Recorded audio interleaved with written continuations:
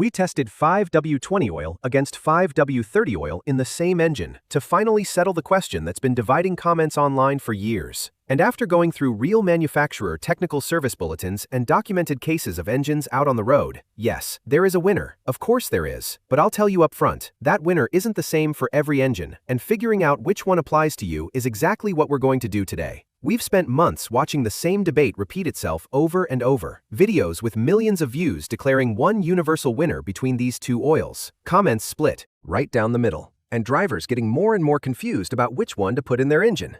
But here's the problem. What I found in manufacturer technical bulletins and in real engine data contradicts a good chunk of what those viral videos are saying. Today, we're going to break down these two oils using real cases without making up any data. And by the end, you'll know exactly which one your specific engine needs. Let's start by understanding why there's so much confusion. The same engine, exactly the same engine. A 2020 Toyota Camry with a 2.5-liter engine. In the United States, the manual recommends 5W-20 oil. In some Middle Eastern markets, that same engine calls for 5W-30. Same metal, same design, different oil depending on the market. Another case, a Ford F-150 pickup with a 5-liter engine. From the factory, it was specified for 5W-20 oil. Ford later published a technical service bulletin recommending a switch to 5W-30 in certain production years because of documented valve train noise issues. So, which one is correct? Wait, because it gets better. General Motors has trucks that originally ran 5W-30 oil. They later switched to a thinner oil spec to meet emission standards. But then, certain specific engines started showing premature wear in the connecting rod bearings, and the manufacturer ended up recommending a switchback to the heavier oil under severe use conditions. This isn't some internet theory. These are real technical bulletins anyone can look up. And in the comments, the exact same thing happens. Someone writes, "I run 5W-20, and I've got 140,000 kilometers, and the engine runs like new." A little further down, someone else writes, "I switched to 5W-30, and my engine stopped burning oil." See the pattern? Everyone is right about their own specific case, but they're generalizing as if their experience applied to every engine on the planet. Each one of those comments is true, but it's incomplete. They're missing context, and that context is exactly what changes everything. Let's get technical, but keep it simple. If your car is from the year 2000 or older, you were probably running 5W-30 oil or even 10W-40. Why? Because engines from that era were built with different mechanical tolerances. When I say tolerances, I mean the clearance between the engine's moving parts, the point crankshaft bearings, the pistons, the cylinder walls. Back in the 90s, those tolerances were considerably wider than they are today, and you needed an oil with enough body to fill that space and form a stable protective film. 5W-30 oil did that job perfectly. But here's the important part. Starting around 2010 and onward, engines changed radically. I'm not talking about small tweaks, I'm talking about a complete engineering redesign. Modern tolerances are considerably tighter than they were 30 years ago, because tighter tolerances mean less friction, and less friction means better fuel economy and lower emissions. That's why so many modern engines call for 5W-20 oil, not as a marketing strategy, but because they were designed from the ground up around much finer tolerances that need an oil that flows fast and cuts friction to a minimum. But wait, there are more changes that almost nobody mentions. Modern engines include variable valve timing systems that use the oil's own hydraulic pressure to move actuators that change when the valves open. Those actuators are extremely sensitive to oil viscosity. If the oil is too thick, the actuators respond slowly or fail outright, and that mistake can cost you $2,000 or more in repairs. Direct fuel injection came along too. With direct injection, there's a higher chance that unburned fuel ends up mixing into the oil, a phenomenon known as fuel dilution. Modern oils have additive packages specifically designed to handle this. Oils from the 90s don't. If you put 5W-30 oil in an engine specifically designed for 5W-20, you're not protecting it any better. You're potentially creating problems you won't notice until 80,000 kilometers down the road. Now, before the comment section explodes, let's be clear. The 5W-20 skeptics aren't completely wrong. There are real cases where moving up to a heavier oil makes sense, and you need to know what they are. First, engines with known design flaws. The 5.4-liter Ford Triton, with its documented spark plug and noisy valve train issues, is a good example. Ford published a technical service bulletin recommending a switch from 5W-20 to 5W-30 on those specific engines. That's not some backyard mechanic's opinion. It's the manufacturer itself admitting there was a real problem. General Motors had a similar case with its 5.3 and 6.2-liter engines, which showed premature connecting rod bearing failures, and the fix the manufacturer itself recommended was moving up to a heavier oil under severe use conditions. And Subaru, with its FB engines that were burning oil noticeably, had many owners report that switching to 5W-30 significantly cut down on consumption. Second case, high mileage. Once your engine passes 240,000 kilometers, the tolerances aren't exactly factory spec anymore. Natural wear causes those microscopic gaps between parts to widen slightly. At that point, a slightly heavier oil can help compensate for that wear. You're not fixing the engine, but you are adapting to its new internal reality. Third case, extreme use.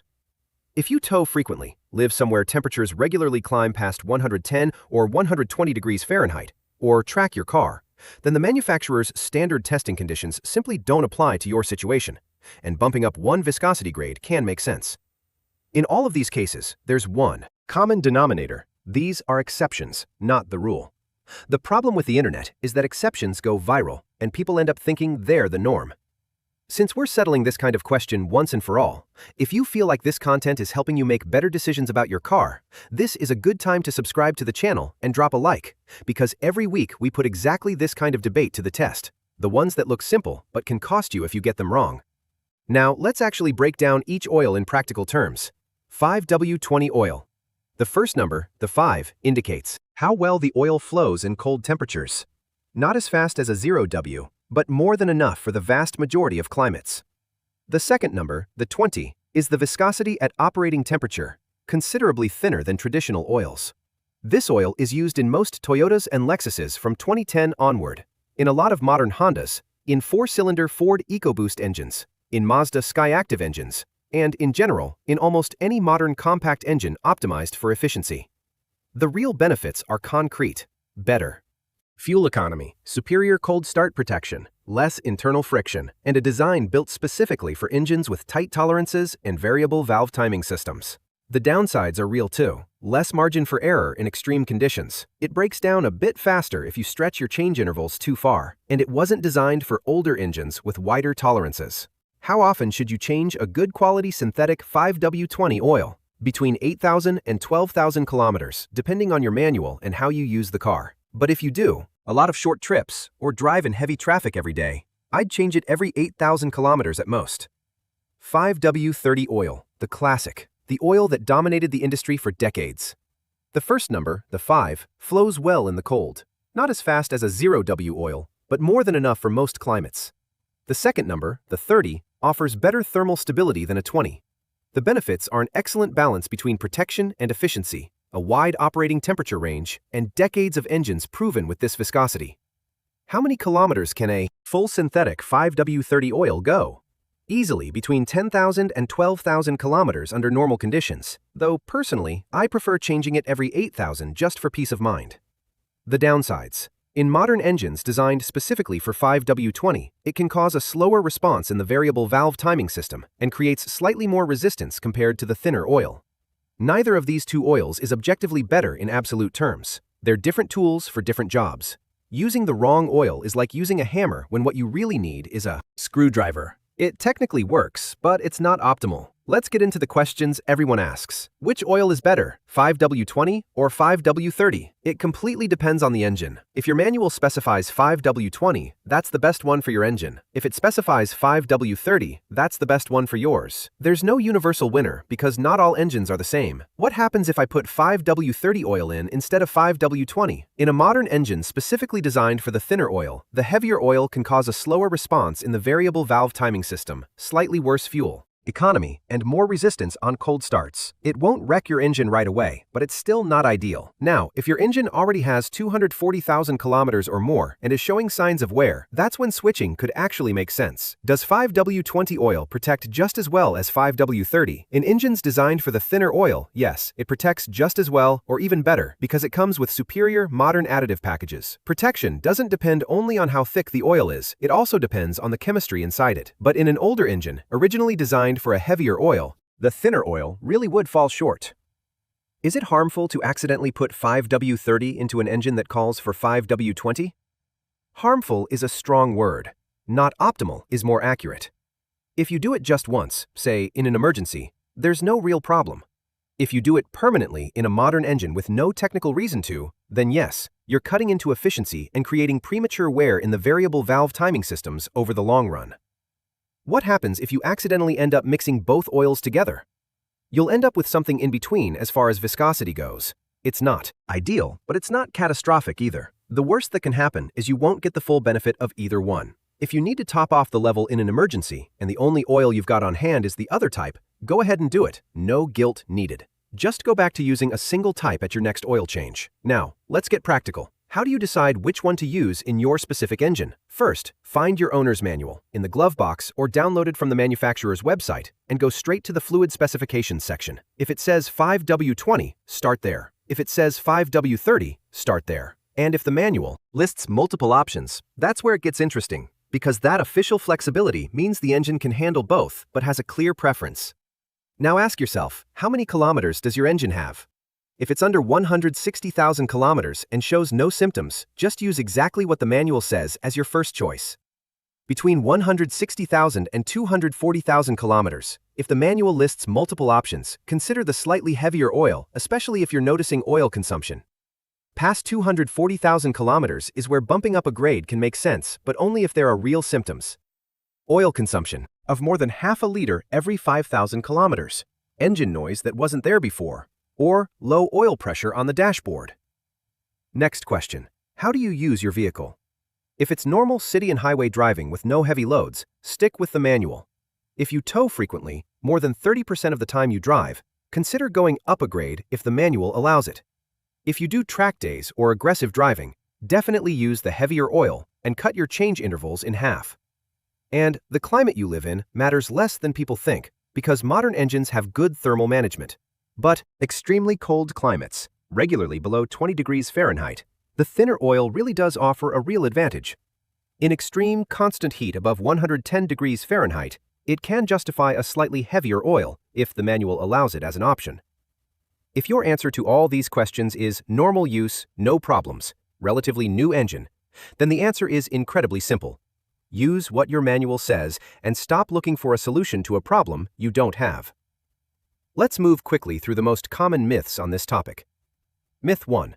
A heavier oil always protects better. False. An oil that doesn't flow properly leaves parts of the engine unlubricated when they need it most. It's better to have a thin oil covering the whole engine than a thick oil covering only some areas. Myth 2. 5W-20 oil is basically water. Ridiculous. A modern synthetic 5W-20 oil has more anti-wear additives than a 1990s mineral oil. The chemistry has come decades forward. Myth 3. Manufacturers just want the engine to fail once the warranty runs out. Think about it logically. Warranty repairs cost manufacturers millions of dollars, and vehicle recalls destroy reputations and sales.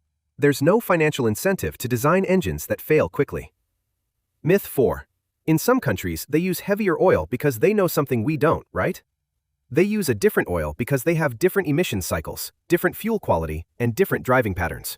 Driving at a constant speed on a European highway isn't the same as sitting in stop-and-go traffic in a Latin American city. Myth 5. Changing the oil every 3,000 kilometers with any viscosity is always better than following the manual. Not necessarily. Modern synthetic oil is designed to last between 7,500 and 10,000 kilometers. Changing it every 3,000 is wasting money and oil, unless you're running your vehicle under genuinely severe conditions. And if after all this you still have doubts about what's happening inside your specific engine, there's a tool almost nobody mentions: used oil analysis. A lab checks a sample of your oil and tells you exactly how your engine's internal wear is holding up, with real data instead of guesswork. It's worth it if your engine has more than 240,000 kilometers and you want a reference point on wear. If you're considering switching viscosity and want to compare before and after data, or if you use your vehicle for towing, heavy work, or the track on a regular basis.